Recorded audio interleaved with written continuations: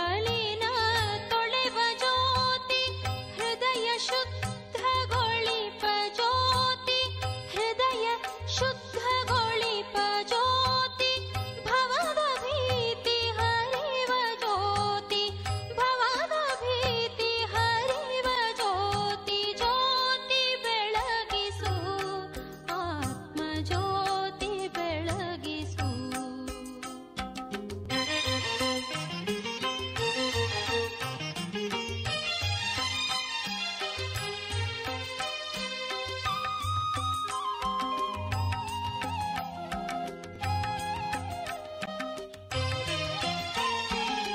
ಜ್ಞಾನವೆಂಬ ರತ್ನ ಜ್ಯೋತಿ ಅಜ್ಞಾನವ ತೊಡೆವ ಜ್ಯೋತಿ ಪಂಚವಿಕಾರ ಸುಡುವ ಜ್ಯೋತಿ ಆತ್ಮದೀಪ್ತಿಗೊಳಿಪ ಜ್ಯೋತಿ ಜ್ಯೋತಿ ಬೆಳಗಿಸು ಆತ್ಮ ಜ್ಯೋತಿ ಬೆಳಗಿಸು ಜ್ಯೋತಿ ಬೆಳಗಿಸು ಮನದ ಜ್ಯೋತಿ ಬೆಳಗಿಸು ಜ್ಯೋತಿ ಬೆಳಗಿಸು. ನಮಸ್ಕಾರ ಪ್ರಿಯ ವೀಕ್ಷಕರೇ, ನಾವು ಹಿಂದಿನ ಸರಣಿಯಲ್ಲಿ ಲವ್ ಅನ್ನೋದ್ರ ಬಗ್ಗೆ ಇಷ್ಟೊಂದು ವಿಷಯಗಳನ್ನು ತಿಳ್ಕೊಂಡ್ವಿ. ಗಂಭೀರವಾದ ಸಮಸ್ಯೆ ಅಂತ ಕೂಡ ಅರ್ಥ ಆಯಿತು. ಆದರೆ ಅದನ್ನು ಅರ್ಥ ಮಾಡಿಕೊಂಡು ನಾವು ಜೀವನದಲ್ಲಿ ಅಳವಡಿಸ್ಕೊಳ್ತಾ ಹೋದರೆ ಇನ್ನೂ ಎಷ್ಟು ಚೆನ್ನಾಗಿರುತ್ತೆ, ಎಷ್ಟು ಒಂಥರ ಲವಲವಿಕೆಯಿಂದ ಇರ್ಬೋದು. ಲವನ್ನು ಅರ್ಥ ಮಾಡಿಕೊಂಡ್ರೆ ಲವಲವಿಕೆಯಿಂದ ಇರ್ಬೋದು ಅಂತ ಕೂಡ ನಮಗೆ ಸಿಸ್ಟರ್ ಹೇಳಿದ್ರು. ಇವತ್ತು ಮತ್ತೆ ಅದರ ಬಗ್ಗೆನೇ ಇನ್ನೂ ಬೇಕಾದಷ್ಟು ಕ್ವಶನ್ಗಳನ್ನ ಕೇಳ್ತಾ ಅದರ ಡೀಟೇಲ್ಸನ್ನು ಅರ್ಥ ಮಾಡ್ಕೊಳ್ತಾ ಹೋಗೋಣ. ಬನ್ನಿ ಅವರನ್ನು ಮಾತಾಡ್ಸೋಣ. ನಮಸ್ಕಾರ ವೀಣಾ ಸಿಸ್ಟರ್. ಓಂ ಶಾಂತಿ. ನಿನ್ನೆ ನೀವು ಹೇಳಿದ್ರಿ ಭಗವಂತನ ಪ್ರೀತಿ, ಹಾಗೆ ತಾಯಿಯ ಪ್ರೀತಿ, ಹಾಗೆ ಬಂಧುಗಳ ಪ್ರೀತಿ, ಇವೆಲ್ಲವನ್ನು ಪ್ರೀತಿ ಅಂತ ನಾವು ಅರ್ಥ ಮಾಡಿಕೊಂಡ್ರೆ ಪ್ರಪಂಚ ಎಷ್ಟು ಸುಂದರವಾಗಿರುತ್ತೆ ಅಂತ. ಆದರೆ ಇದನ್ನು ಅರ್ಥ ಮಾಡ್ಕೊಳ್ಳೋದಕ್ಕೂ ಈ ಒಂದು ಟೀನೇಜ್ ಅಂತ ಏನು ಹೇಳ್ತೀವಿ, 13 to 19, ಅವ್ರಿಗೆ ಅಷ್ಟು ಪುರ್ಸುತ್ತೇ ಇಲ್ಲವೋ ಏನೋ. ಯಾಕೆ ಅಂದರೆ ನಾನು ಒಂದು ಪ್ರಶ್ನೆ ಬಂದಿತ್ತು, ಅದನ್ನು ನಾನು ನಿಮ್ಗೆ ಏನು ಹೇಳ್ತೀನಿ ಅಂದರೆ, ನನಗೆ ಬಾಯ್ ಫ್ರೆಂಡ್ಸೇ ಇಲ್ಲ ಮೇಡಮ್, ನನಗೆ ಅದಕ್ಕೆ ಭಾಳ ಬೇಜಾರಾಗ್ತಾ ಇದೆ. Is there anything less in my character, ಅಥವಾ ನನ್ನ ಡ್ರೆಸ್ಸಿಂಗಲ್ಲಿ ಏನಾದ್ರು ತಪ್ಪಾಗಿದೆಯಾ, ನನಗೆ ಬಾಯ್ ಫ್ರೆಂಡ್ಸೇ ಇಲ್ಲ, ನನಗೆ ಭಾಳ ಬೇಜಾರಾಗ್ತಾ ಇದೆ. ಈ ಥರ ಇರುವ ಸಿಚುಯೇಷನಲ್ಲಿ ಏನು ಉತ್ತರ ಕೊಡ್ಬೋದು ಸಿಸ್ಟರ್? ನೀವು ಹೇಳಿದಂತಹ ಒಂದು ಮಾತಿನಲ್ಲಿ ಒಂದಂತೂ ಸ್ಪಷ್ಟವಾಗ್ತದೆ, ಇದು ಬಹಳ ಇನ್ಫ್ಯಾಚುಯೇಷನ್ ಅಂತ. ಇನ್ಫ್ಯಾಚುಯೇಷನ್ ಇದ್ದಾಗ ಮನುಷ್ಯನಿಗೆ ನೋಡಿ ಯಾವಾಗಲೂ ಸಹ ವಿರುದ್ಧ ಲಿಂಗಗಳೇನಿದೆ ಆಕರ್ಷಿಸ್ತವೆ. ಯಾವಾಗಲೂ ಒಬ್ಬ ಹುಡುಗಿಯ ಜೊತೆಗೆ ಮಾತನಾಡುವ ಸಂತೋಷ ಒಂದು ವಯಸ್ಸಾದ ಮೇಲೆ ಕಡಿಮೆಯಾಗಿ ಒಬ್ಬ ಹುಡುಗನ ಹತ್ರ ಮಾತಾಡಿದಾಗ ಸಂತೋಷ ಸಿಗುತ್ತೆ. ಅದು ಶರೀರದ ಕೆಲವು ಹಾರ್ಮೋನ್ಗಳು ಅದಕ್ಕೆ ಕಾರಣ ಇರಬಹುದೇನೋ. ಆದರೆ ಎಷ್ಟೋ ಜನ ಹೆಣ್ಮಕ್ಳಿಗೆ ಗಂಡು ಮಕ್ಳ ಹತ್ರ ಮಾತಾಡೋದೇ ಬೇಕಾಗಿರೋದಿಲ್ಲ, ಹಾಗೂ ಇದ್ದಾರೆ ಸಮಾಜದಲ್ಲಿ, ಅಂಥ ಹುಡುಗಿರು ಸಿಗ್ತಾರೆ. ಇನ್ನು ನೀವು ಹೇಳಿದ ಹಾಗೆ ಬಾಯ್ ಫ್ರೆಂಡೇ ಇಲ್ಲ, ನನ್ನಲ್ಲಿ ಏನು ಕಡಿಮೆ ಅನ್ನುವಂಥ ಚಿಂತನೆ ಮೂಡುವುದಕ್ಕೆ ಪರಿಸರವೂ ಕಾರಣ ಇರ್ಬೋದು, ಆಕೆಯ ಸ್ನೇಹಿತೆಯರೂ ಕಾರಣ ಇರ್ಬೋದು, ಅಥವಾ ಇನ್ನೇನು. ಮತ್ತೊಂದೇನು ಅಂದರೆ, ಜೀವನದಲ್ಲಿ ಒಂದು ಗೋಲ್ ಇಲ್ಲದೇ ಇದ್ದಾಗ, ಸ್ಪಷ್ಟವಾದ ಉದ್ದೇಶವೇ ಇಲ್ಲದೇ ಇದ್ದಾಗ ಕಾಲೇಜ್ಗೆ ಹೋಗುವುದೇ ಯಾಕೆಂದರೆ 4 ಜನ ಫ್ರೆಂಡ್ಸ್ಗೆ ಹಾಯ್ ಬಾಯ್ ಅಂತ ಮಾಡಿ ತಿರುಗಾಡಿ ಒಂದು 4 ಪುಸ್ತಕ ಎತ್ಕೊಂಡೋಗಿ ಒಂದಿಷ್ಟು ತಮಾಷೆ ಮಾಡಿ ಮಜಾ ಮಾಡಿ ಬರುವುದಕ್ಕೆ ಅಂದುಕೊಂಡವರಿಗೆ ಮಾತ್ರ ಇಂಥ ಪ್ರಶ್ನೆ ಬರೋಕ್ಕೆ ಸಾಧ್ಯ. ಇಲ್ಲದೇ ಇದ್ದರೆ ಜೀವನವನ್ನು ಸೀರಿಯಸ್ ಆಗಿ ತೆಗೆದುಕೊಳ್ಳದೇ ಇದ್ದಾಗ ಈ ರೀತಿ ಆಗುತ್ತೆ. ಆ ಏಜೇ ಹಾಗೆ ಅಂತ ಹೇಳುವುದು ಮೂರ್ಖತೆ. ಯಾಕೆಂದರೆ ನೀವು ಆತ ಏಜ್ ದಾಟಿ ಬಂದಿದ್ದೀರಾ, ನಾನು ದಾಟಿ ಬಂದಿದ್ದೀವಿ, ನೀವು ಸಹ ಶಾಲೆ ಕಾಲೇಜುಗಳಲ್ಲಿ ಹೋಗಿದ್ದೀವಿ. ಆದರೆ ನಮಗೆ ಎದುರಾಗಲಿಲ್ಲ ಅಂಥ ಸಮಸ್ಯೆಗಳು, ಯಾಕೆಂದರೆ ನಮ್ಮ ಮನೋಭಾವಗಳು ಹಾಗಿರಲಿಲ್ಲ. ಆದ್ದರಿಂದ ನಾವಿವತ್ತು ಯಾವುದೇ ಒಬ್ಬ ಹುಡುಗನ ಜೊತೆಗೆ ಮಾತನಾಡಿದ್ರೂ ಸಹ ನಮಗೆ ಅವನು ಸ್ನೇಹಿತೆ ಹೇಗೋ ಹಾಗೆ, ಅವನು ಬಾಯ್ ಫ್ರೆಂಡ್ ಅಂದರೆ ದೆರ್ ಇಸ್ ಸಮಥಿಂಗ್ ಸ್ಪೆಷಲ್ ಅಂತ ನಮಗೇನು ಅನಿಸೋದೇ ಇಲ್ಲ. ಅದಕ್ಕೆ ಕಾರಣ ಆ ಹುಡುಗಿಯರಲ್ಲಿ ಜೀವನದ ಬಗ್ಗೆ ಲಕ್ಷ್ಯದ ಕೊರತೆ, ಮತ್ತು ಒಬ್ಬ ಹುಡುಗನನ್ನು ಆಕರ್ಷಿಸುವುದೇ ಜೀವನ ಲಕ್ಷ್ಯ, ಅದೇ ಪ್ರೀತಿ ಅಂತ ತಿಳ್ಕೊಂಡಿರುವಂಥ ತಪ್ಪು ಭಾವನೆ. ಇದಕ್ಕೆ ಮನೆಯ ಪರಿಸರವೂ ಕಾರಣವಾಗಿರಬಹುದು. ಬಹುತೇಕವಾಗಿ ತಂದೆ ತಾಯಿಗಳು ಅಥವಾ ಬೆಳೆದ ವಾತಾವರಣ, ಹಿರಿಯರು ಮನೆಯಲ್ಲಿ ಪ್ರಶ್ನೆ ಮಾಡದಿರುವಿಕೆ, ಅಥವಾ ಅಪ್ಪ ಅಮ್ಮನಿಗೆ ಮಕ್ಕಳನ್ನು ಮಾತಾಡಿಸುವುದಕ್ಕೆ ಪುರ್ಸೊತ್ತಿಲ್ಲದೆ ಇರುವಿಕೆ, ಅದು ಸಹ ಕಾರಣವಾಗಿರ್ಬೋದು. ಮನೆಯಲ್ಲಿ ಕಡಿಮೆಯಾದ ಪ್ರೀತಿಯನ್ನು, ಈಗ ತಂದೆ ಪ್ರೀತಿ ಕಡಿಮೆಯಾದಾಗ ಯಾವುದೋ ಹುಡುಗನಲ್ಲಿ ಹುಡುಕೊಳ್ಬಹುದು ಆಕೆ, ಅದು ಒಂದು ಕಾರಣವಾಗಿರಬಹುದು. ಅಥವಾ ತಂದೆ ತಾಯಿಯ ಒಂದು ವ್ಯವಹಾರದಲ್ಲೇನೋ ಒಂದು ಲೋಪ, ಅದು ಸಹ ಹುಡುಗಿಗೆ ಆ ರೀತಿಯಾಗುವುದಕ್ಕೆ ಪ್ರೇರೇಪಿಸ್ತಾ ಇರ್ಬೋದು. ಈ ಎಲ್ಲ ಸನ್ನಿವೇಶಗಳನ್ನು ಇಟ್ಕೊಂಡು ನಾವು ಗಮನಿಸಿದ್ರೆ ಮುಖ್ಯವಾಗಿ ನಾವಿವತ್ತು ಸಮಾಜದಲ್ಲಿ ಎಷ್ಟೋ ಸಿಂಗಲ್ ಪೇರೆಂಟ್ಸ್ ಇರುವಂಥವ್ರನ್ನು ನೋಡ್ತೇವೆ. ಅವ್ರ ಮಕ್ಕಳು ಎಲ್ಲ ಹಾಗೆ ಆಗಿಬಿಟ್ಟಿದ್ದಾರೆ ಅಂತಲ್ಲ, ಆದರೆ ಮುಖ್ಯವಾಗಿ ಬೇಕಾದದ್ದು ಸಿಂಗಲ್ ಪೇರೆಂಟ್ಸ್ ಇರಲಿ ಅಥವಾ ಅಪ್ಪ ಅಮ್ಮ ಇಬ್ಬರೂ ಇರಲಿ ಅಥವಾ ಇಲ್ಲದೇ ಹೋಗಲಿ, ಅವರು ಯಾರನ್ನು ಪೋಷಕರ ಹತ್ರ ಬೆಳೀತಾ ಇರಲಿ, ಆ ಮಕ್ಕಳ ಬಗ್ಗೆ ಸ್ವಲ್ಪ ಕಾಳಜಿ, ಅವರನ್ನು ಸ್ವಲ್ಪ ಆತ್ಮೀಯವಾಗಿ ಮಾತನಾಡಿಸುವುದು, ಅವರಿಗೆ ಆ ವಯಸ್ಸಿನಲ್ಲಿ ಒಂದು ಸಾಂಗತ್ಯದ ಜೊತೆಗಿರುವ ಅನುಭವ ಮಾಡಿಸುವುದು, ನಾನಿದ್ದೇನೆ ನಿನ್ನ ಜೊತೆಗೆ ಅಂತ ಪ್ರತಿಕ್ಷಣವೂ ಅವರನ್ನು ನಾವು ಗಮನಿಸ್ತಾ ಇದ್ದರೆ ಮಕ್ಕಳಲ್ಲಿ ಈ ರೀತಿಯ ಸಮಸ್ಯೆಗಳು ಬಹುತೇಕವಾಗಿ ಕಾಡೋದಿಲ್ಲ ಅಂತ ಅನಿಸುತ್ತೆ. ಮತ್ತು ಮೂಲಭೂತವಾಗಿ ನಾವು ಇವತ್ತೇನು ಕಾಣ್ತಾ ಇದ್ದೇವೆ ಇವತ್ತಿನ ಸಮಾಜದಲ್ಲಿ, ಚಿಕ್ಕ ಮಕ್ಕಳನ್ನು ನಾವು ದೇವರ ಕಡೆಗೆ ಪ್ರೇರೇಪಿಸುವುದೇ ಇಲ್ಲ. ನಮ್ಮ ಮಕ್ಕಳಿಗೆ ದೇವರು ಅವೆಲ್ಲ ಬೇಡ ಅಂತ ಅನಿಸುತ್ತೆ, ಅದಕ್ಕೆ ಅವ್ರಿಗೆ ನಾವು ಒತ್ತಾಯ ಮಾಡಲ್ಲ, ಅವ್ರಿಗೆ ಓದೋದು ಬಹಳ ಇರುತ್ತೆ ಅದಕ್ಕೆ ನಾವು ಪೂಜೆ ಕೂತ್ಕೊಳ್ಳೋಕ್ಕೆ ಹೇಳಿಲ್ಲ, ಅಥವಾ ಅವರಿಗೆ ಬಹಳಷ್ಟು ಸ್ಟಡಿ ಇರೋದ್ರಿಂದ ನಾವು ದೇವ್ರಿಗೆ ಕೈ ಮುಗಿಯೋಕ್ಕೂ ಹೇಳಲ್ಲ, ಅವ್ರ ಪರವಾಗಿ ನಾವೇ ಕಾಯಿ ಓಡಿಸ್ಕೊಂಬಂದ್ಬಿಡ್ತೇವೆ. ಈ ರೀತಿ ಮಾತನಾಡುವುದನ್ನು ನಾವು ಕಾಣ್ತೇವೆ. ಪ್ರತಿಯೊಂದು ವಿಷಯವೂ ಅತಿಯಾದರೆ ಯಾವುದೂ ಒಳ್ಳೆಯದಲ್ಲ, ಅತಿ ಸರ್ವತ್ರ ವರ್ಜಯೇತ್ ಅಂತ ಹೇಳ್ತಾರೆ. ಹೌದು, ಮಕ್ಕಳ ಬಗ್ಗೆ ಕಾಳಜಿ ಇರಲಿ, ಆದರೆ ಆ ಕಾಳಜಿ ಈ ಹಿಂದೆಯೂ ನಾವು ಚಿಂತನೆ ಮಾಡಿದ ಹಾಗೆ ಓವರ್ ಕೇರ್ ಆಗುವುದು ಬೇಡ. ಅದಕ್ಕೂ ಒಂದು ಸಮಯ ಕೊಡಿ. ಪ್ರತಿದಿನ ಅವರು ಒಂದು 5 ನಿಮಿಷ ದೇವರನ್ನು ನೆನಪು ಮಾಡಲೇಬೇಕು, ಅದನ್ನು ಆ ಮಕ್ಕಳಿಗೆ ಹೇಳಿ. ಹೇಗೆ ನೆನಪು ಮಾಡಬೇಕು? ಥ್ಯಾಂಕ್ಸ್ ಹೇಳೋದಕ್ಕೆ ಹೇಳಿ ದೇವರಿಗೆ, ಅವರ ಹತ್ರ ನನಗೆ ಇವತ್ತು ಇದನ್ನೆಲ್ಲ ಕಲಿಸ್ಕೊಟ್ಟೆಪ್ಪ ಥ್ಯಾಂಕ್ಸ್ ಅಂತ ಹೇಳುವುದಕ್ಕೆ ಹೇಳಿ. ಪುಟ್ಟ ಮಕ್ಕಳಿರುವಾಗಲೇ ದೇವರು ನಿನ್ನ ಜೊತೆಗಿದ್ದಾನೆ, ಅವನು ದೋಸ್ತ ಎನ್ನುವುದನ್ನು ಕಲಿಸಿ. ಖುದಾ ದೋಸ್ತನ ಕಹಾನಿಗಳಿದೆ, ಮತ್ತು ಮೈ ಫ್ರೆಂಡ್ ಗಣೇಶ್ ಅಂತ ಅದರ ಬಗ್ಗೆ ನಮಗೆ ಬೇಕಾದಷ್ಟು ಚಿತ್ರಣಗಳು ಸಿಗ್ತವೆ. ಅಂದರೆ ದೇವರು ನನ್ನ ಜೊತೆಗಿದ್ದಾನೆ ಎನ್ನುವ ವಿಶ್ವಾಸ ಆ ಮಕ್ಕಳಲ್ಲಿ ಬೆಳೆದಾಗ ಆ ಮಕ್ಕಳಲ್ಲಿ ಒಂಟಿತನ, ಮುಖ್ಯವಾಗಿ ಬೆಳೆಯುವ ವಯಸ್ಸಿನಲ್ಲಿ ನಾವು ಕಾಣುವುದು ಮಕ್ಕಳು ಒಂಟಿತನವನ್ನು ಫೀಲ್ ಮಾಡ್ತಾರೆ. ಅಪ್ಪ ಅಮ್ಮನ ಹತ್ರ ಎಷ್ಟೋ ವಿಷಯಗಳನ್ನು ಶೇರ್ ಮಾಡ್ಕೊಳ್ಳೋಕೆ ಇಷ್ಟಪಡಲ್ಲ. ಅವರಿಗೆ ತಮ್ಮ ವಯಸ್ಸಿನ ಹುಡುಗರು ಬೇಕು ಅಥವಾ ಹುಡುಗಿರು ಬೇಕು ಅನಿಸುತ್ತೆ. ಎಷ್ಟೋ ವಿಷಯಗಳನ್ನು ಅವ್ರ ಹತ್ರ ಶೇರ್ ಮಾಡ್ಕೊಳ್ತಾರೆ. ಇದರಿಂದ ಎಷ್ಟೋ ಸಲ ಅನಾಹುತವಾಗಿ ಹೋಗುತ್ತೆ. ಅದಕ್ಕಾಗಿ ಅಪ್ಪ ಅಮ್ಮ ಆ ಮಕ್ಕಳ ಜೊತೆಗೆ ಕ್ಲೋಸ್ ಆಗಿರೋಕ್ಕೆ ಆಗದೇ ಇದ್ದರೆ ಅದಕ್ಕೆ ಕಾರಣ ಏನು ಅಂತ ಕಂಡು ಹಿಡ್ಕೊಳ್ಳಿ. ಅಪ್ಪ ಅಮ್ಮನ ಹತ್ರ ಯಾರ ಹತ್ರ ಒಬ್ಬರ ಹತ್ರ ಮಕ್ಕಳು ಮನಸ್ಸು ಬಿಚ್ಚಿ ಮಾತನಾಡಬೇಕು. ಆಗ ಮಾತ್ರ ಅಂತಹ ಪರಿಸ್ಥಿತಿಗಳು ಎದುರಾಗುವುದಿಲ್ಲ. ಮಕ್ಕಳು ಮನಸ್ಸು ಬಿಚ್ಚಿ ಮಾತನಾಡಿದಾಗ ಮಕ್ಕಳನ್ನು ಹೊಡೆಯುವುದೋ ಬಡಿಯುವುದೋ ದಂಡಿಸುವುದೋ ಅಥವಾ 4 ಜನರ ಮುಂದೆ ಇನ್ಸಲ್ಟ್ ಮಾಡುವುದೋ ಮಾಡದೆ ಅವರ ಮಾತನ್ನೆಲ್ಲ ಕೇಳಿ ಆಮೇಲೆ ಅವರು ಒಳ್ಳೆ ಮೂಡ್ನಲ್ಲಿದ್ದಾಗ ಕೂತ್ಕೊಂಡು ಕುಳ್ಳಿರಿಸಿ ಸ್ನೇಹಿತರ ಹಾಗೆ ಅವರಿಗೆ ಚೆನ್ನಾಗಿ ಬುದ್ಧಿವಾದ ಹೇಳಿ ಈ ವಯಸ್ಸಿನಲ್ಲಿ ಏನೇನು ಸಮಸ್ಯೆಗಳಾಗುತ್ತೆ, ಯಾಕಾಗುತ್ತೆ ಎನ್ನುವುದನ್ನು ಮನಸ್ಸು ಬಿಚ್ಚಿ ಮಾತನಾಡಿದರೆ ಆ ಮಕ್ಕಳ ಸಮಸ್ಯೆಗಳನ್ನು ನಾವು ಬಗೆಹರಿಸುವುದಕ್ಕೆ ಸಾಧ್ಯವಾಗ್ತದೆ. ಅಷ್ಟೇ ಅಲ್ಲ, ಮೂಲಭೂತವಾಗಿ ನಾವು ಗಮನಿಸಬೇಕಾದದ್ದೇನು ಅಂದರೆ ಮನೆಯಲ್ಲಿ ಆ ಮಕ್ಕಳಿಗೆ ಯಾವುದೇ ಪ್ರೀತಿಯ ಕೊರತೆಯಾಗಬಾರ್ದು, ಪ್ರೀತಿಯೂ ಅತಿಯಾಗಬಾರ್ದು. ಕೆಲವೊಮ್ಮೆ ಪ್ರೀತಿ ಅತಿಯಾದಾಗಲೂ ಸಹ ಏನಾಗುತ್ತೆ ಅಂದರೆ ಆ ಮಕ್ಕಳಿಗೆ ಇದರಿಂದ ತಪ್ಪಿಸ್ಕೊಂಡು ಓಡೋಗೋಣ ಅನಿಸುತ್ತೆ. ಇವ್ರ ಪ್ರೀತಿ ಬಹಳ ಆಗ್ಬಿಟ್ಟಿದೆಯಪ್ಪ, ಬೇಡ ಬೇಡ ನಮಗೆ ಅಂತ ಅನ್ನುವವರು ಎಷ್ಟೋ ಜನ ಇದ್ದಾರೆ. ಆದ್ದರಿಂದ ನಿಮ್ಮ ಮಕ್ಕಳು ಬಹಳ ಚೆನ್ನಾಗಿದ್ದಾರೆ, ನಿಮ್ಮ ಹತ್ರ ಬೇಕಾದಷ್ಟು ಹಣ ಇದೆ, ಮಕ್ಕಳಿಗೆ ಪಾಕೆಟ್ ಮನಿ ಕೊಡ್ತೀರಾ ನೀವು? ಖಂಡಿತ ಕೊಡಿ, ನಿಮ್ಮ ದುಡ್ಡು ನೀವು ಕೊಡುವುದಕ್ಕೆ ಬೇಡ ಅನ್ನೋದಕ್ಕೆ ನಾವು ಯಾರು? ಆದರೆ ನೀವು ಕೊಟ್ಟ ಪಾಕೆಟ್ ಮನಿಯ ಲೆಕ್ಕನೂ ಕೇಳಿ ವಾಪಸ್. ಏನು ಖರ್ಚು ಮಾಡಿದ್ರಿ, ಎಲ್ಲಿ ಖರ್ಚು ಮಾಡಿದ್ರಿ, ಹೇಗೆ ಖರ್ಚು ಮಾಡಿದ್ರಿ, ಅದೊಂದು ಲೆಕ್ಕ ಕೇಳಿ ಆ ಸಿಸ್ಟಮ್ ಇಡಿ. ಆಗ ಮಕ್ಕಳು ದಾರಿ ತಪ್ಪುವ ಚಾನ್ಸಸ್ ಬಹಳ ಕಡಿಮೆ ಇರ್ತದೆ. ಪ್ರೀತಿ ಪ್ರೇಮದ ಹೆಸರಿನಲ್ಲಿ ಏನು ಆಗಬಾರದೆಲ್ಲ ಆಗುವುದನ್ನು ನಾವು ಅಲ್ಲಿ ಸಂಪೂರ್ಣವಾಗಿ ಬಂದೋಬಸ್ತ್ನಲ್ಲಿ ಇಡುವುದಕ್ಕೆ ಸಾಧ್ಯವಾಗ್ತದೆ. ಮತ್ತು ಬಹಳ ಮುಖ್ಯವಾಗಿ ಅತಿ ಸಣ್ಣ ಪರಿವಾರವನ್ನು ಮಾಡಿಕೊಳ್ಳುವಂತಹ ಪೇರೆಂಟ್ಸ್ ಮಕ್ಕಳಿಗೆ ಸೋದರ ಪ್ರೀತಿಯಿಂದ ವಂಚಿಸದ ಹಾಗೆ ನೋಡ್ಕೊಳ್ಳಿ. ಆಗಾಗ ಒಟ್ಟು ಕುಟುಂಬದ ಜೊತೆಗೆ ಸ್ನೇಹಿತರ ಜೊತೆಗೆ ಸೇರಿಸುವ ಅವರ ಒಂದು ಸಂದರ್ಭಗಳನ್ನು ತಪ್ಪಿಸಬೇಡಿ, ಕರ್ಕೊಂಡು ಹೋಗಿ ಅವರಿಗೆ.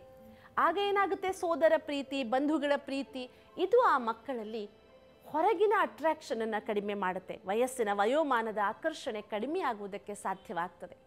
ಯಾವಾಗ ಮಕ್ಕಳಿಗೆ ಪ್ರೀತಿ ಕುಟುಂಬದಿಂದ ಸಿಗುವುದಕ್ಕೆ ಶುರುವಾಗುತ್ತೆ ಆಗ ಅವರು ಹೊರಗಿನಿಂದ ದೈಹಿಕ ಆಕರ್ಷಣೆಯನ್ನೇ ಪ್ರೀತಿಯಿಂದ ತಿಳ್ಕೊಂಡು ತಪ್ಪು ದಾರಿಗೆ ಎಳೆಯುವುದಿಲ್ಲ, ಹೋಗೋದಿಲ್ಲ. ಇದು ಬಹಳ ಮುಖ್ಯವಾಗಿ ನಾವು ಗಮನಿಸಬೇಕಾದಂತಹ ಅಂಶ. ನೋಡಿ, ಇವತ್ತು ಸಾಮಾನ್ಯವಾಗಿ ಮಕ್ಕಳೆಲ್ಲ ಒಂದೇ ಹೆಣ್ಣು ಮಕ್ಕಳು ಗಂಡು ಮಕ್ಕಳು ಒಟ್ಟಿಗೆ ಓದ್ತಾರೆ. ಕೆಲವರು ಇದೇ ತಪ್ಪು ಅಂತ ತಿಳ್ಕೊಂಡಿದ್ದಾರೆ. ಖಂಡಿತ ಇಲ್ಲ. ಒಟ್ಟಿಗೆ ಓದಿದಾಗ ಮತ್ತೆ ಮೈಚಳಿ ಬಿಟ್ಟು ಮಕ್ಕಳು ಓದ್ತಾರೆ ಅಂತ ಭಾವನೆಗಳು ಹುಟ್ಟಿನಿಂದ ಅಥವಾ ಬಾಲ್ಯದಲ್ಲಿಯೇ ಬಾರದೇ ಇದ್ದರೆ ವಯಸ್ಸಿನಲ್ಲಿ ಬರುವುದು ಕಡಿಮೆ ಆಗ್ತದೆ. ನೀವು ಹೆಚ್ಚು ಕಂಟ್ರೋಲ್ ಮಾಡಿದಷ್ಟು ಮಕ್ಕಳು ಹೆಚ್ಚು ಸ್ವೇಚ್ಛಾಚಾರಿಗಳಾಗುವಂಥ ದೃಶ್ಯಾಂತಗಳನ್ನು ನಾವು ಬಹಳ ಸಲ ನೋಡ್ತೇವೆ. ಅದರಿಂದ ಹಾಗೆಲ್ಲ ಬೇಡ. ಇನ್ನು ವಯಸ್ಸಿನ ಆಕರ್ಷಣೆಯಲ್ಲಿಯೂ ಸಹ ಎಷ್ಟೋ ಸಲ ಈ ಪ್ರೇಮ ಪ್ರೀತಿ ಅನ್ನುವುದಿದೆಯಲ್ಲ, ಇದು ಕೇವಲ ವಯಸ್ಸಿಗೆ ಅಥವಾ ಮದುವೆಗೆ ಮುಂಚೆ ಅಂತಲ್ಲ, ಎಷ್ಟೋ ಜನರನ್ನು ಮದುವೆ ಆದ ಮೇಲೆಯೂ ದಾರಿ ತಪ್ಪಿಸ್ತದೆ. ಸುಳ್ಳು ಭ್ರಮೆಯಲ್ಲಿ ಬರುವುದು ಬೇಡ. ನಾನು ಪ್ರೀತಿಸಿದ್ರೆ ಎಲ್ಲರೂ ನನ್ನನ್ನು ಪ್ರೀತಿಸ್ತಾರೆ, ಎಲ್ಲಿಯೋ 1000 ಕೇಸುಗಳಿರಬಹುದು ಅಂಥದ್ದು, ಅದಕ್ಕೆ ನ್ಯಾಯಯುತವಾದ ನಿರ್ಣಯ ಬೇರೆ ಇರ್ತದೆ.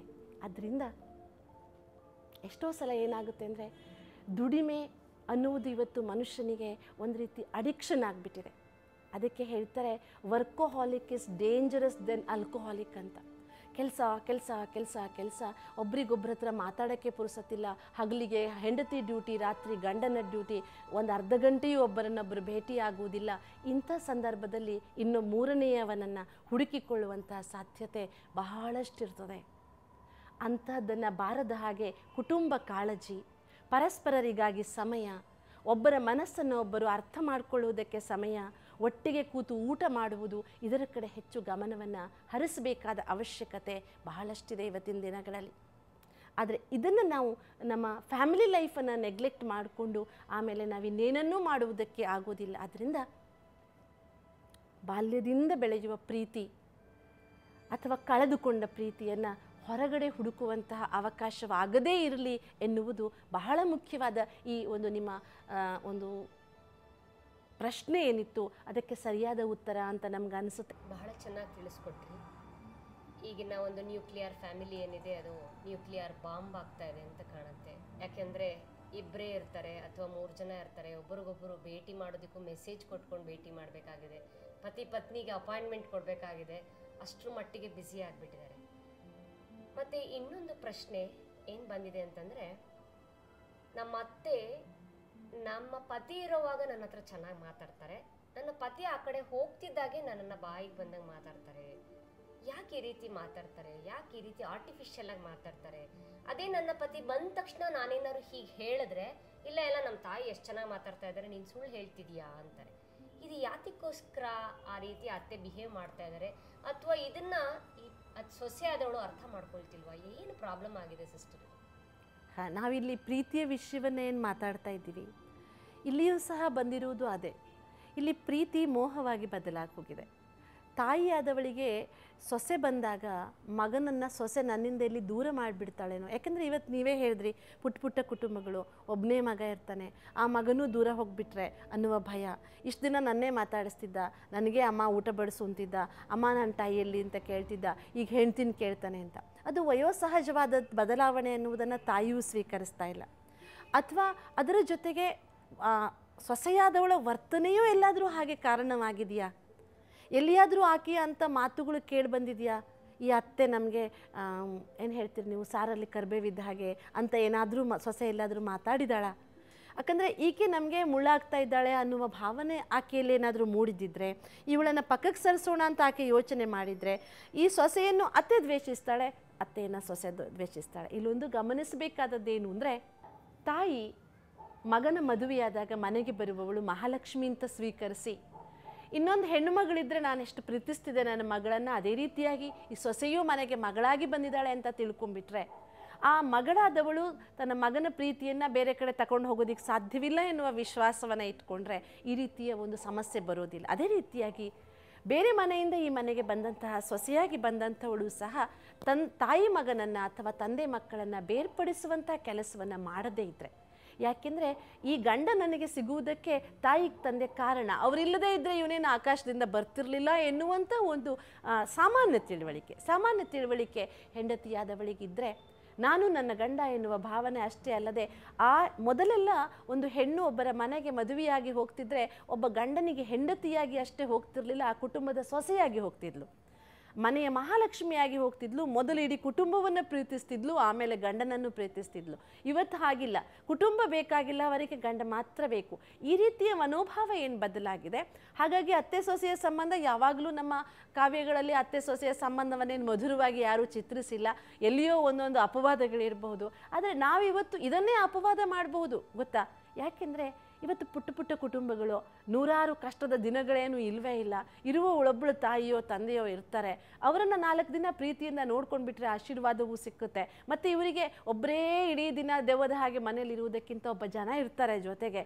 ನಾಳೆ ಕಷ್ಟ ಬಂದಾಗ ಅಮ್ಮ ಬಾ ಅಂತ ಕರೆಯುವುದಕ್ಕಿಂತ ಯಾವಾಗಲೂ ಅಮ್ಮ ಜೊತೆಯಲ್ಲಿದ್ದರೆ ಸಿಗುವ ಪ್ರೀತಿ ಎಷ್ಟು ದೊಡ್ಡದು, ಎಷ್ಟು ಒಳ್ಳೆಯದು. ಈ ಪ್ರೀತಿ ಅನ್ನುವುದಿದೆಯಲ್ಲ, ನಾವು ಆಗಲೇ ಚಿಂತನೆ ಮಾಡಿದ ಹಾಗೆ ಪ್ರೀತಿ ಎನ್ನುವುದು ವ್ಯಾಪಾರವಾಗಿರುವ ಹಾಗೆ ನಾವು ನಮ್ಮದಷ್ಟೇ, ಅವ್ರ ಜೊತೆಗೆ ನಮ್ಗೆ ಹೊಂದ್ಕೊಳ್ಳೋಕ್ಕಾಗಲ್ಲ. ಈ ಮನೋಭಾವ, ಹೊಂದಿಕೆ ಎನ್ನುವುದು ಇವತ್ತು ಬಹಳ ಅಪರೂಪದ ಸಂಗತಿಯಾಗ್ಬಿಟ್ಟಿದೆ. ನಾನು ಯಾಕೆ ಹೊಂದ್ಕೋಬೇಕು ಅಂತ ಸೊಸೆ ಹೇಳ್ತಾಳೆ, ನಾನು ಯಾಕೆ ಹೊಂದ್ಕೋಬೇಕು, ನಾನು ಇಷ್ಟು ವರ್ಷದಿಂದ ಈ ಮನೇಲಿರೋಳು ಬಂದಿರೋಳು ನನಗೆ ಹೊಂದ್ಕೊಳ್ಳಿ ಅಂತ ಅತ್ತೆ ಹೇಳ್ತಾಳೆ. ಹೀಗಾಗಿ ಹೊಂದಿಕೆ ಅನ್ನುವುದು ಗಗನಕುಸುಮವಾಗಿ ಬದಲಾಗಿ ಹೋಗಿದೆ. ಆದರೆ ಯಾರೋ ಒಬ್ಬರು ಬಗ್ಗಿದ್ರೆ, ಯಾರೋ ಒಬ್ಬರು ಸೊಸೆಯೇ ನಾನು ಈ ಮನೆಗೆ ಬಂದಿದ್ದಾನೆ ಅತ್ತೆಯಿಂದ ಕಲ್ತ್ಕೊಳ್ಳೋಣ ಅಂತ ಬಗ್ಗೆ ಪ್ರೀತಿಯಿಂದ ಅಮ್ಮ ಅಂತ ಮಾತಾಡಿಸ್ಕೊಂಡು ಇದ್ಬಿಟ್ರೆ 4 ದಿನಗಳು ಸುಗಮವಾಗಿ ಕಳೆದು ಹೋಗುತ್ತೆ. ಎಷ್ಟೋ ಕುಟುಂಬಗಳು ಈ ರೀತಿ ಇರುವುದನ್ನು ನಾವು ಕಾಣ್ತಾ ಇದ್ದೇವೆ. ಆದ್ದರಿಂದ ಬಹಳ ಮುಖ್ಯವಾಗಿ ಇವತ್ತು ಬೇಕಾದದ್ದೇನು ಅಂದರೆ, ಅತ್ತೆ ಸೊಸೆ ಇರಲಿ, ಮಾವ ಸೊಸೆ ಇರಲಿ, ಅಥವಾ ಮೈದುನಂದಿರಲಿ, ಅಥವಾ ಅತ್ತಿಗೆಯಂದಿರಲಿ, ಎಲ್ಲರೂ ಸಹ, ಯಾಕೆಂದರೆ ಸಂಬಂಧಗಳನ್ನು ಕಳೆದುಕೊಂಡು ನಾವು ಮಾಡೋದೇನಿದೆ ಹೇಳಿ ಇವತ್ತಿನ ಜಗತ್ತಿನಲ್ಲಿ. ಈಗ ಹಳೆಯ ಸಂಬಂಧಗಳನ್ನು ಬಿಡ್ತೇವೆ, ಹೊಸ ಸ್ನೇಹಿತರನ್ನು ಜೋಡಿಸ್ಕೊಳ್ತೇವೆ. ಆ ಹೊಸ ಸ್ನೇಹಿತರು ತಲೆಗೆ ಟೋಪಿ ಹಾಕಿದ್ರು ಪರವಾಗಿಲ್ಲ, ನಮ್ಮ ಸ್ನೇಹಿತರಲ್ವಾ ಅಂತ ಅಂದ್ಕೊಳ್ತೇವೆ. ಹಾಗಾಗುವುದು ಬೇಡ. ಸಂಬಂಧಗಳನ್ನು ಕಡಿತ ಮಾಡಿಕೊಳ್ತಾ ಹೋದರೆ ನಾಳೆ ನಮ್ಮ ಮಕ್ಕಳಿಗೆ, ಮುಂದಿನ ಪೀಳಿಗೆಗೆ ಸಂಬಂಧಗಳೇ ಇಲ್ಲವಂತ ಆಗ್ಬಿಡ್ತದೆ. ಅವರಿಗೆ ಎಷ್ಟೋ ಜನ ಇವತ್ತಿನ ನಿಮ್ಮ ಕಾನ್ವೆಂಟ್ ಮಕ್ಕಳಿಗೆ ಸಂಬಂಧಗಳನ್ನು ಹೇಳುವುದಕ್ಕೂ ಬರಲ್ಲ, ಅತ್ತೆ ಅಂತ ಹೇಳಕ್ಕೆ ಬರಲ್ಲ. ಅತ್ತೆ ಅಂದರೆ ಯಾರು ಅಂತಲೇ ಅರ್ಥವಾಗೋದಿಲ್ಲ ಅವರಿಗೆ. ಎಲ್ಲರಿಗೂ ಆಂಟಿ ಅಂಕಲ್ ಅಂತ ಹೇಳ್ತಾ ಅತ್ತೆ ಅಂದರೆ ಯಾರು, ಮಾವ ಅಂದರೆ ಯಾರು, ಚಿಕ್ಕಪ್ಪ ಅಂದರೆ ಯಾರು, ಚಿಕ್ಕಮ್ಮ ಅಂದರೆ ಯಾರು, ಅದನ್ನು ಹೇಳುವುದಕ್ಕೆ ಒಂದು ಪುರಾಣ ಹೇಳಬೇಕಾಗುತ್ತೆ. ಅಪ್ಪನ ತಮ್ಮ ಚಿಕ್ಕಪ್ಪ, ಚಿಕ್ಕಪ್ಪನ ಹೆಂಡತಿ ಚಿಕ್ಕಮ್ಮ, ಹೀಗೆಲ್ಲ ಹೇಳಬೇಕಾದ ಪರಿಸ್ಥಿತಿ ಈಗಾಗಲೇ ಬಂದ್ಬಿಟ್ಟಿದೆ. ನಾಳೆ ಇನ್ನೊಂದು ಸ್ವಲ್ಪ ದಿನ ಹೋದರೆ ಇವರು ಅಜ್ಜಿ ಅಂದರೆ ಯಾರು ಅಂದರೆ ಅಪ್ಪನ ಅಮ್ಮ ಅಂತ ನಾವು ಡೆಫಿನೇಷನನ್ನು ಹೊಸದಾಗಿ ಶುರು ಮಾಡಬೇಕಾಗುತ್ತೆ. ಅಂಥ ದಿನಗಳಾಗುವುದು ಬೇಡ. ಯಾಕೆ ಗೊತ್ತಾ, ಇವತ್ತಾಗಲೇ ನಾವು ಸಮಾಜದಲ್ಲಿ ಸತ್ಯ ಅಂದ್ರೇನು ಅಂದರೆ, ನ್ಯಾಯ ಅಂದ್ರೇನು ಅಂದರೆ ದೆಹಲಿಯಲ್ಲಿರುವ ರಾಜಮಾರ್ಗದ ಹೆಸರುಗಳು ಅನ್ನುವಷ್ಟರ ಮಟ್ಟಿಗೆ ಬಂದುಬಿಟ್ಟಿದ್ದೀವಿ. ಇನ್ನು ಇದೇ ರೀತಿ ಮೌಲ್ಯಗಳನ್ನು ಕಳೆದುಕೊಳ್ತಾ ಹೋದರೆ ಕೊನೆಗೆ ಪ್ರೀತಿ ಅನ್ನುವುದು ಈ ರೀತಿ ನಾಶವಾಗಿ ಹೋಗಿಬಿಟ್ರೆ, ಕುಟುಂಬಗಳ ತಲೆಗಳ ಬಡಿದಾಟದಲ್ಲಿ ಪ್ರೀತಿ ಎನ್ನುವುದೇ ನಾಶವಾಗಿ ಹೋದರೆ ಕೊನೆಗೆ ಏನಾಗ್ಬೋದು, ಒಂದು ದಿನ ಏನಾಗ್ಬೋದು ವಿಚಾರ ಮಾಡಿ. ಈ ಸಮಾಜ ಹೇಗೆ ವಿದೇಶಗಳಲ್ಲಿ ಒಂದು ಕುಟುಂಬ ಒಟ್ಟಿಗೆ ಇದ್ದರೆ ಬಹುಮಾನ ಕೊಡ್ತಾರಂತೆ, ಮದುವೆಯಾದವರು 20 ವರ್ಷ ಡೈವೋರ್ಸ್ ಮಾಡದೇ ಇದ್ದರೆ ಅವರಿಗೆ ಬಹುಮಾನ ಕೊಡ್ತದೆ ಸರ್ಕಾರ. ಅಂತಹ ಮಟ್ಟಕ್ಕೆ ಬಂದುಬಿಟ್ರೆ ನಮ್ಮ ಸಂಸ್ಕೃತಿ ಎಂಥ ವಿಪರ್ಯಾಸ ಅಲ್ವಾ, ಭಯ ಆಗ್ತದೆ ಅಲ್ವಾ. ಅದಕ್ಕೋಸ್ಕರ ಬಂಧುಗಳೇ, ನಾವೆಲ್ಲರೂ ಸಹ ಪ್ರೀತಿಸೋದನ್ನು ಕಲಿಯೋಣ. ಪ್ರೀತಿ ಒಂದು ಬ್ರಹ್ಮಾಸ್ತ್ರ. ಎಂತಹ ಮನಸ್ಸನ್ನು ಗೆಲ್ಲುವುದಕ್ಕೆ ಸಾಧ್ಯ. ನಿಷ್ಕಲ್ಮಶವಾದ ಒಂದು ಮಗು ನೋಡಿ ನಗ್ತದೆ ತೊಟ್ಟಿಲಲ್ಲಿ ಮಲಗಿ, ಎಂಥ ನಿಷ್ಕಲ್ಮಶವಾದ ಮಗು, ನಿಷ್ಕಲ್ಮಶವಾದ ನಗು ಅದು. ಮಗುವಿನ ನಗುವಿಗೆ ಬೋಲ್ಡ್ ಆಗದಿದ್ದವರು ಯಾರಿದ್ದಾರೆ ಹೇಳಿ ನೋಡೋಣ. ಎಲ್ಲ ಮನಸ್ಸಿನ ದುಃಖ ದುಮ್ಮಾನಗಳು ಆ ಮಗುವಿನ ನಗೆಯ ಮುಂದೆ ಕಳೆದು ಹೋಗ್ಬಿಡ್ತವಲ್ವ. ಯಾಕೆಂದರೆ ಆ ಮಗುವಿನ ನಗೆಯಲ್ಲಿ ಏನೂ ಇಲ್ಲ, ಭಯಕ್ಕೂ ಇಲ್ಲ, ಆಸಕ್ತಿಯೂ ಇಲ್ಲ, ಸ್ವಾರ್ಥವೂ ಇಲ್ಲ, ನಿರೀಕ್ಷೆಯೂ ಇಲ್ಲ. ತನ್ನಷ್ಟಕ್ಕೆ ತಾನೇ ನಗ್ತದೆ ಮಗು. ನೀವು ನಗಲಿ ಅಂತ ಅದು ನಗೋದಿಲ್ಲ, ತನ್ನಷ್ಟಕ್ಕೆ ತಾನೇ ನಗ್ತದೆ. ಹಾಗೆ ನಮ್ಮ ಜೀವನದಲ್ಲಿಯೂ ಸಹ ನಿಜವಾದ ಆನಂದ, ಈ ಮುಗ್ಧವಾದ ಆನಂದ, ಯಾರನ್ನೋ ಮೆಚ್ಚಿಸುವುದಕ್ಕೆ ಸಲುವಾಗಿ ನಾವು ಹಲಕಿರಿಯುವುದಲ್ಲ, ಮನಸಾರೆ ಖುಷಿಯಿಂದ ನಗುವ ಆನಂದ ಈ ಕುಟುಂಬ ಪ್ರೀತಿಯಿಂದ ಮಾತ್ರ ಸಿಗುವುದಕ್ಕೆ ಸಾಧ್ಯ ನಮಗೆ. ಅದರಿಂದ ಸ್ವಾರ್ಥರಹಿತವಾದ ಪ್ರೀತಿಯನ್ನು ಪರಸ್ಪರಲ್ಲಿಟ್ಕೊಳ್ಳೋಣ. ಪತ್ನಿಯನ್ನೂ ಸಹ ಆ ರೀತಿ ಗೌರವಿಸೋಣ, ಪ್ರೀತಿಸೋಣ.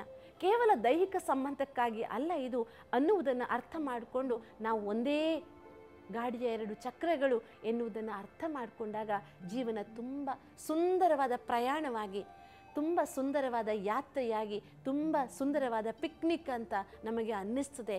ಆಗ ನಾವು ತುಂಬ ಸಂತೋಷವನ್ನು ಸಹ ಇದರಲ್ಲಿ ಪಡೆಯುವುದಕ್ಕೆ ಸಾಧ್ಯವಾಗ್ತದೆ. ಪ್ರೀತಿ ಅಂದರೆ ನೀವು ಇಲ್ಲಿವರೆಗೂ ಹೇಳಿದ್ದನ್ನು ಕೇಳಿದ್ರೆ ಅದೊಂದು ಅನ್ಕಂಡೀಷ್ನಲ್ ಅಂತ ಆಯಿತು.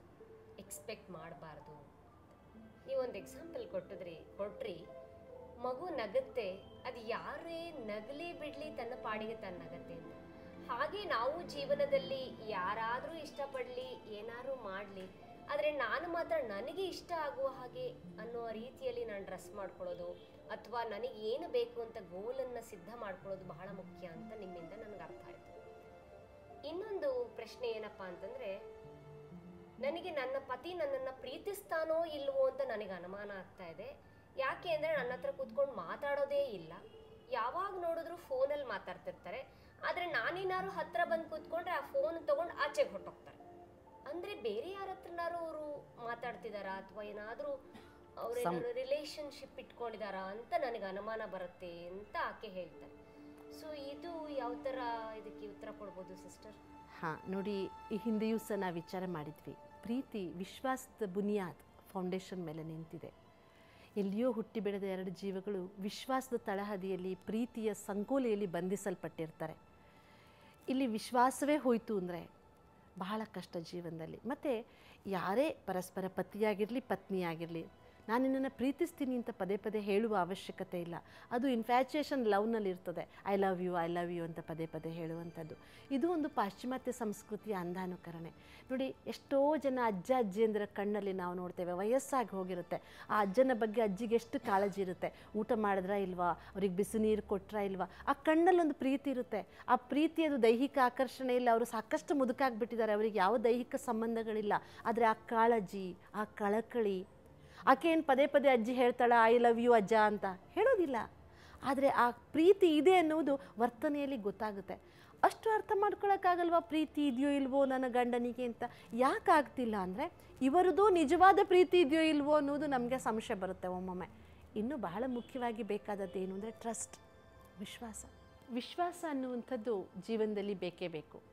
ಜೊತೆಗೆ ಪತಿಯಾಗಲಿ ಪತ್ನಿಯಾಗಲಿ ಮನೆಯಲ್ಲಿ ಏನಾದರೂ ಒಂದು ಆದಾಗ, ಈಗ ಒಂದು ಅಡಿಗೆ ಚೆನ್ನಾಗಿ ಮಾಡಿರ್ತಾಳೆ ಹೆಂಡತಿ, ಅಪ್ರಿಸಿಯೇಷನ್ ಬೇಕು. ಹಾಂ, ಚೆನ್ನಾಗಿದೆ, ಇವತ್ತು ಬಹಳ ರುಚಿಯಾಗಿದೆ, ತುಂಬ ಚೆನ್ನಾಗಿತ್ತು ಅಂತ ಹೇಳುವಂಥ ಮಾತುಗಳನ್ನು ಹೆಂಡತಿಯಾದವಳು ನಿರೀಕ್ಷಿಸ್ತಾಳೆ. ಅದನ್ನು ಹೇಳುವುದರಿಂದ ಗಂಡನಿಗೂ ಏನು ಬಾಯಿ ಸವದು ಹೋಗೋದಿಲ್ಲ. ಹಾಗೆ ಗಂಡ ಏನೋ ಒಂದು ಒಳ್ಳೆಯದನ್ನು ಮಾಡಿದಾಗ ಅಥವಾ ಅವನಿಗೇನಾದರೂ ಅವನು ಖುಷಿಯಾಗಿದ್ದಾಗ ಅವನನ್ನು ಆಕೆ ಅಪ್ರಿಷಿಯೇಟ್ ಮಾಡ್ತಾ ಇದ್ದರೆ ಪರಸ್ಪರ ಸಂಬಂಧಗಳಲ್ಲಿ ಒಂದು ಗಟ್ಟಿತನ ಅನ್ನೋದು ಉಳಿತದೆ.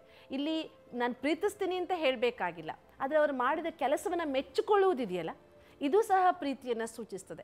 ಎಷ್ಟೋ ಸಲ ನಾವು ಕುಟುಂಬದಲ್ಲಿ ಏನು ಕಾಣ್ತೇವೆ ಗೊತ್ತಾ, ಬೇರೆಯವ್ರು ಮಾಡಿದ ಅಡುಗೆಯನ್ನು ತುಂಬ ಚೆನ್ನಾಗಿ ಹೊಗಳ್ತಾರೆ ಮನೆಯ ಜನ. ಮನೆಯಲ್ಲಿ ಹೆಂಡತಿ ಮಾಡಿದ ಅಡುಗೆಯನ್ನು ಒಂದು ದಿನ ಉಪ್ಪು ಕಡಿಮೆ ಆದರೆ ಸಹಿಸೋಕ್ಕಾಗಲ್ಲ, ಮೂಗಿನ ಮೇಲೆ ಬಂದುಬಿಡುತ್ತೆ, ಸಿಟ್ಟು ಎತ್ತಿ ಬಿಸಾಡಿಬಿಡ್ತಾರೆ ತಟ್ಟೆಯನ್ನು. ಇಂತಹ ಧೋರಣೆಗಳನ್ನು ಸ್ವಲ್ಪ ಬದಲಾಯಿಸ್ಕೊಂಡ್ರೆ ಒಳ್ಳೆಯದು. ಯಾಕೆ ಗೊತ್ತಾ, ಜೀವನ ಪರ್ಯಂತ ವರ್ಷಗಟ್ಟಲೆ ನಿಮಗಾಗಿ 3 ಹೊತ್ತು ಅಡುಗೆ ಮಾಡಿ ಬಡಿಸ್ತಾ ಇದ್ದಾರೆ. ಏನೋ ಆಕೆಯ ಮನಸ್ಸಿನ ಏರುಪೇರೋ, ದೈಹಿಕ ಏರುಪೇರೋ, ಏನೋ ಹೆಚ್ಚು ಕಡಿಮೆಯಾಗಿ ಒಂದಿನ ಉಪ್ಪಾಗಿರ್ಬೋದು, ಚಪ್ಪೆ ಆಗಿರ್ಬೋದು, ಅದನ್ನು ಸ್ವಲ್ಪ ಕೂಲಾಗಿ ತೆಗೆದುಕೊಂಡು ಊಟ ಮಾಡಿ ತಮಾಷೆಯಾಗಿ ಅಥವಾ ಈಸಿಯಾಗಿ, ಯಾಕೆ ಇವತ್ತೇನಾದರೂ ಬೇಜಾರಾಗಿತ್ತಾ, ನಿನ್ನ ಅಡುಗೆ ಇವತ್ತು ಸ್ವಲ್ಪ ತುಂಬ ಚೆನ್ನಾಗಿರ್ತಿತ್ತು ದಿನ, ಇವತ್ತೊಂದಿನ ಹೀಗಾಗ್ಬಿಟ್ಟಿದೆ ಅಂತ ಈ ರೀತಿಯಾಗಿ ಕರೆಕ್ಷನ್ ಕೊಟ್ಟರೆ ಆಕೆ ಅದನ್ನು ಸ್ಮೂತಾಗಿ ತಗೊಳ್ತಾಳೆ. ಆದರೆ ಆ ರೀತಿಯಾಗಿ ಹೇಳೋದಿಲ್ಲ. ಈ ಬಹಳಷ್ಟು ಜನ ಹೆಂಡತಿಯರಿಗೆ ಸಮಸ್ಯೆ ಆಗುವುದೆಲ್ಲಿ ಅಂತ ನನಗನ್ಸುತ್ತೆ ಅಂದರೆ, ಎಲ್ಲೋ ಒಂದು ನೆಂಟರ ಮನೆಗೆ ಹೋಗಿರ್ತಾರೆ, ಅವ್ರ ಅಡುಗೆನ ಹೊಗಳಿ ಇಡ್ತಾರೆ ಊಟ ಮಾಡಿ ಬಂದು. ಇವ್ರು ದಿನ ಅದಕ್ಕಿಂತ ಬ್ರಹ್ಮಾಂಡದಷ್ಟು ರುಚಿ ಮಾಡಿ ಬಡಿಸಿದ್ರು ಚೆನ್ನಾಗಿತ್ತು ಅಂತ ಹೇಳೋದಿಲ್ಲ. ಅಂದರೆ ನೀನು ಮಾಡಲೇಬೇಕು, ನೀನು ಡ್ಯೂಟಿ ಮಾಡ್ತಿದ್ಯಾ, ಏನು ಮಹಾ ಮಾಡ್ತಿದ್ಯಾ ಅನ್ನುವ ಮನೋಭಾವ. ಅದಕ್ಕಾಗಿ ಇವತ್ತು ಕೆಲವು ಹೆಂಗಸರು ಈ ರೀತಿಯ ಮಾತುಗಳನ್ನು ಕೇಳ್ತಾ ಇದ್ದಾರೆ. ನಮಗೆ ನೋಡಿ, ಒಂದು ಅಡುಗೆಗಳನ್ನ ಇಟ್ಕೊಂಡ್ರೆ ಎಷ್ಟು ದುಡ್ಡು ಕೊಡ್ತಿದ್ರಿ ನೀವು, ನಮಗೂ ಅಷ್ಟು ದುಡ್ಡು ಕೊಟ್ಬಿಡಿ ಅತ್ಲಾಗಿ ಅಂತ. ಈ ರೀತಿಯಾದ ವ್ಯಾವಹಾರಿಕ ಸಂಬಂಧ ಬಂದುಬಿಟ್ರೆ ಭಾಳ ಕಷ್ಟ. ಹೆಂಡತಿ ಪರ್ಮನೆಂಟ್ ಅಡುಗೆವಳು ಅಂತ ಗಂಡ ನೋಡೋಕೆ ಶುರು ಮಾಡಿಬಿಟ್ರೆ ಏನಾಗ್ಬೋದು ಯೋಚನೆ ಮಾಡಿ. ಆಗ ಸಂಬಂಧಗಳಲ್ಲಿ ಏನು ಗಟ್ಟಿತನ ಉಳಿತದೆ ಹೇಳಿ? ಅದರಿಂದ ಹಾಗಾಗುವುದು ಬೇಡ. ಅದಕ್ಕಾಗಿ ಪರಸ್ಪರರನ್ನು ಒಪ್ಪಿಕೊಳ್ಳೋಣ. ಕೇವಲ ಒಪ್ಪಿಕೊಳ್ಳುವುದಲ್ಲ, ಒಪ್ಪಿಕೊಳ್ಳೋಣ ಮಾನಸಿಕವಾಗಿ.